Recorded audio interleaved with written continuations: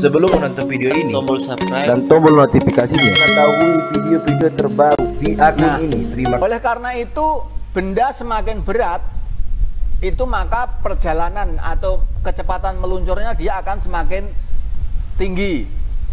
Ya, misalnya kamu menjatuhkan sesuatu benda dari lantai 2 atau lantai 3. Kamu menjatuhkan batu dengan menjatuhkan kertas, pasti akan lebih cepat batunya. Sebelum menonton video ini, tombol subscribe dan tombol notifikasinya, mengetahui video-video terbaru di akun ini. Terima kasih. Ya.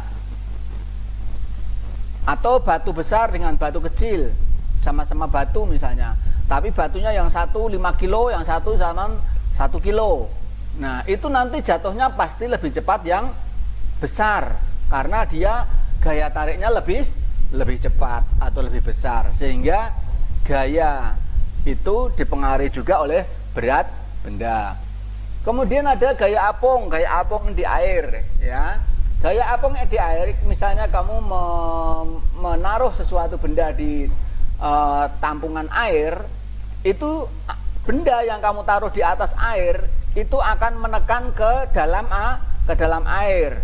Oleh karena itu, kalau kamu perhatikan, misalnya kamu naruh suatu benda di gelas, misalnya gelas itu kamu isi air setengah, kamu masukin misalnya benda apa gitu, misalnya kayu atau batu, tapi sebelum kamu taruh tadi batas airnya kamu coret. Nah, kamu kasih tanda segini airnya, terus kamu masukin batu, nanti air itu akan naik, akan bertambah tingginya sesuai dengan berat daripada benda yang kamu masukkan ke dalam air tersebut. Nah, itu berarti gaya apungnya ada.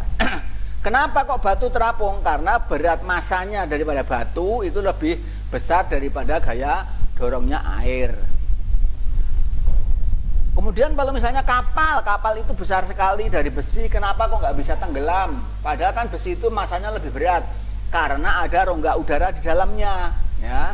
Kapal itu kalau tidak ada rongga udara di dalamnya, maka dia bisa tenggelam juga, ya. Sama seperti itu. Jadi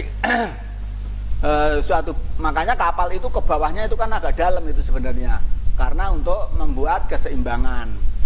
Atau misalnya kamu berendam ke bak mandi, ya, bak mandi itu tadinya kamu ngisinya kan nggak sampai penuh, begitu kamu masuk lah kok airnya luber.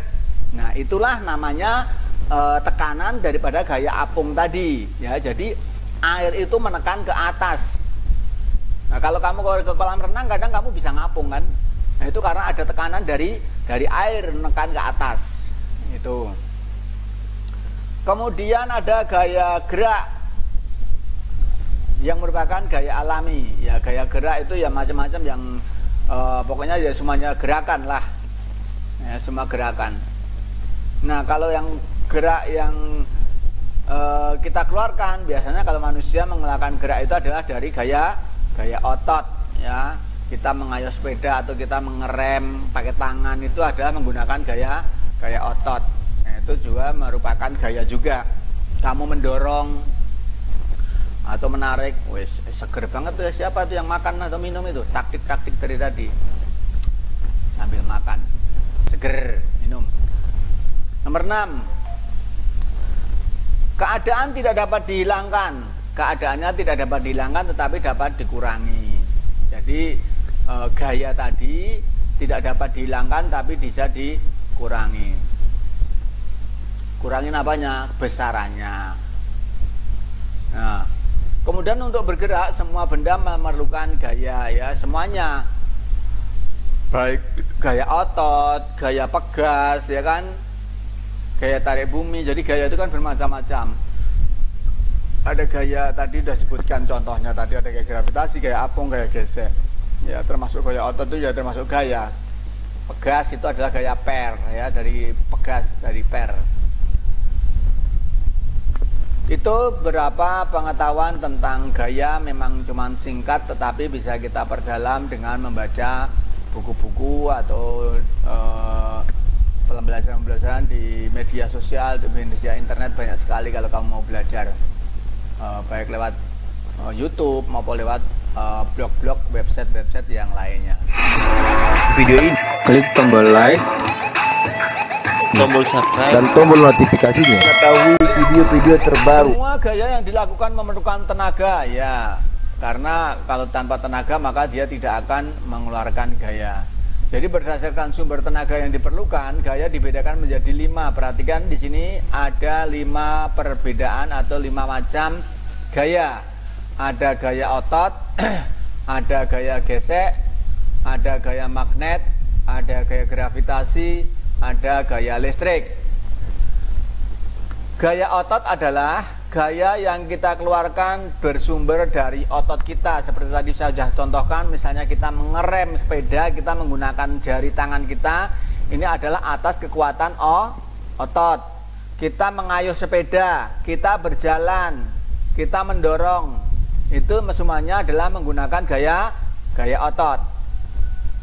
Yang kedua, gaya gesek adalah akibat daripada pergesekan dua benda. Ya, pergesekan dua benda itu akan mengeluarkan yang namanya gaya. Siapa tadi yang masuk kok ditengok? Oh, Rasesa. Baru bangun nih kayaknya Rasesa ini. Oke. Gaya gesek tadi, jadi gaya gesek itu kita melihatnya dari adanya pergesekan dua benda. Misalnya contoh tadi rem sepeda, ban sepeda dengan remnya itu kan terjadi gaya gesek. Sehingga karena ada gaya gesek maka tadinya sepeda yang berjalan dengan kencang itu bisa memperlambat. Atau misalnya gaya gesek itu misalnya ban dengan jalan atau bola dengan tanah, atau ya pokoknya benda yang bergesekan, yang bersentuhan itu semuanya adalah termasuk gaya gesek. Nah, semakin licin benda tersebut, maka gaya yang dikeluarkan semakin kecil, tapi perputarannya semakin cepat. Tetapi semakin kasar, maka gaya yang diperlukan semakin besar. Kamu bisa bayangkan misalnya menggesekkan dua benda yang halus dengan yang kasar, maka akan terasa lebih ringan benda yang halus. Kalau yang halus digesek-gesekkan kan enteng ya, cepet ya. Tapi benda yang kasar kita gesek-gesekkan terasa apa? Seret. Nah, itu berarti dia untuk yang benda kasar itu memerlukan tenaga yang lebih besar. Seperti itu. Kemudian ada gaya magnet. Nah, gaya magnet itu berarti gaya yang ditimbulkan oleh tarikan daripada magnet. Miftahul Jannah. Siapa nih Miftahul Jannah? Ada yang tahu? Siapa Miftahul Jannah? Kok nggak diem aja? Miftahul Jannah siapa? Ini 5 absen loh, nanti nggak saya absen kalau nggak mau ngomong.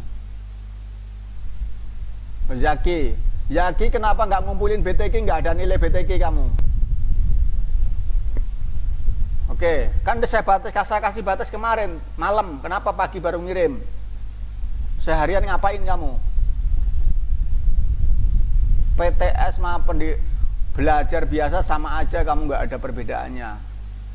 Ulangan tengah semester kok dianggap gampang aja. Nggak usah ngerjain aja kalian, biar nggak usah naik kelas.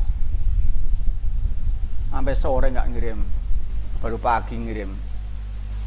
Sekarang hari Sabtu itu udah lewat. Ya, gaya magnet tadi adalah gaya tarik yang disebabkan oleh magnet. Magnet, kalian siapa yang nggak tahu magnet? Semuanya tahu kan? Ya, magnet ada yang berupa magnet ladam, ada yang berupa magnet ada yang dibikin karena gesekan, ada yang magnet dari listrik, elektromagnetik dan lain sebagainya. Itu magnet. Dan magnet itu memiliki gaya tarik. Suatu benda yang kita dekatkan dengan magnet pasti dia akan tertarik, akan menjadi melekat kepada dia. Karena adanya dua kutub, yaitu kutub utara dan kutub selatan. Nah, itu namanya gaya magnet. Sehingga benda tersebut dari benda yang berjarak suatu jarak yang tertentu kita lepaskan, maka dia akan ketarik oleh magnet. Semakin dekat, maka gaya tariknya semakin cepat. Semakin jauh, maka medan magnetnya semakin kecil. Nah, seperti itu. Jadi medan magnet itu adalah sekitaran magnet yang bisa menarik daripada benda-benda di sekitar magnet tersebut. Berikutnya gravitasi. Nah, gravitasi tadi udah dibahas. Ini pasti semua udah paham lah, gravitasi itu kayak tarik bumi. Tadi udah saya contoh. Demikian yang saya sampaikan. Sekian, semoga bermanfaat dan terima kasih atas perhatiannya. Jangan lupa untuk subscribe, like, dan share dari ekobudaya.com. Assalamualaikum warahmatullahi wabarakatuh.